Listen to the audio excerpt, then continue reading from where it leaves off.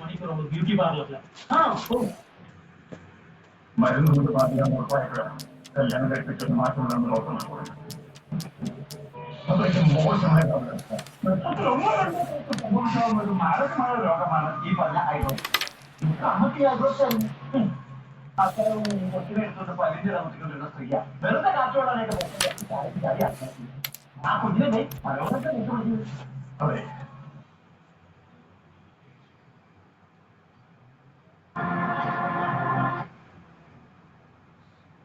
കൈക്കൂലി വാങ്ങിച്ചിരുന്ന കുറ്റബോധമുണ്ടായിരുന്നു.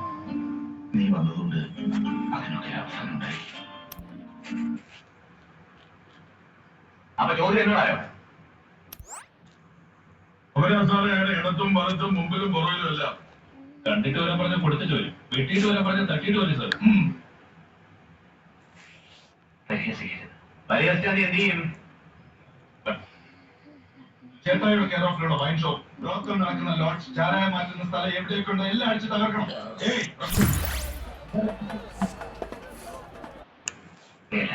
എന്നോട് അങ്ങനെ പെരുമാറരുത്. പിന്നെ എങ്ങനെ പെരുമാറണമാവും? മനുഷ്യനോട് പെരുമാറുന്ന പോലെ നിയമപരമായി എനിക്ക് അതിനെന്നെ ഇങ്ങനെ വിഷമിപ്പിക്കുന്നു.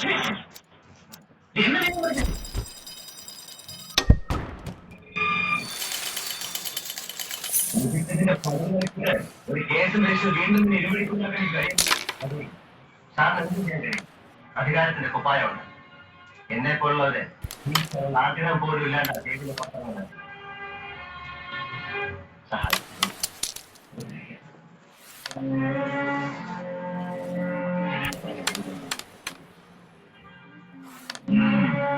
ഞാൻ ഉണ്ടായിരിക്കും.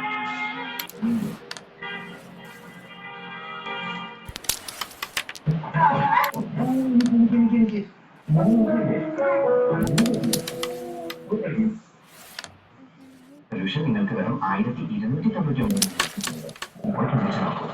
ടെൻഷനില്ല, ജോലി നിൽക്കില്ല, ചെലവും കുറയും. ഈ സ്റ്റോവിന്റെ ഡിസൈൻ വളരെ ലളിതവും ഉപയോഗിക്കാൻ എളുപ്പവും. ഇത് വെറും 1299 ലഭിക്കുന്നത്. ഈ ഓഫർ നീണ്ടു നിൽക്കില്ല. ജോലി തടസ്സമില്ലാതെ തുടരും. സമയത്ത് സേവിക്കാനും കഴിയും. സിമ്പിളായി ഗ്യാസില്ല, തീയുടെ പ്രശ്നമില്ല, ഒരു പ്രശ്നം നോക്കിയാൽ പാചകം തയ്യാറാകും. അതിനാൽ നൽകിയിരിക്കുന്ന നമ്പറിലേക്ക് ഇപ്പോൾ തന്നെ ഓർഡർ ചെയ്യും.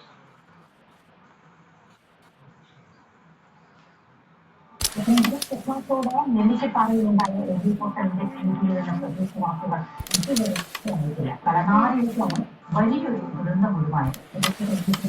ഒരു മല ഒന്നാകെ ഇല്ലെങ്കിൽ 100ഓളം കുടുംബങ്ങൾ അത്ഭുതകരമായി തന്നെ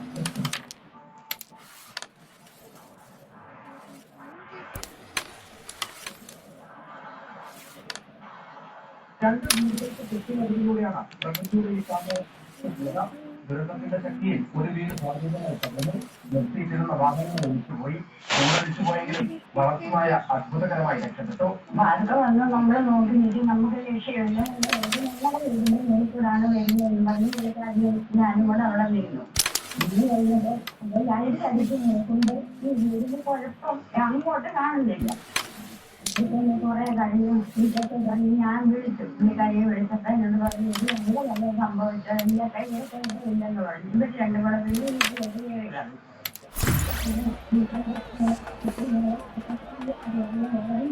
മര്യാദമായി പോയി. ഇതെല്ലാം കൂടെ കണ്ട അപ്പൊ ഇവര് കണ്ടുപോയില്ലേ.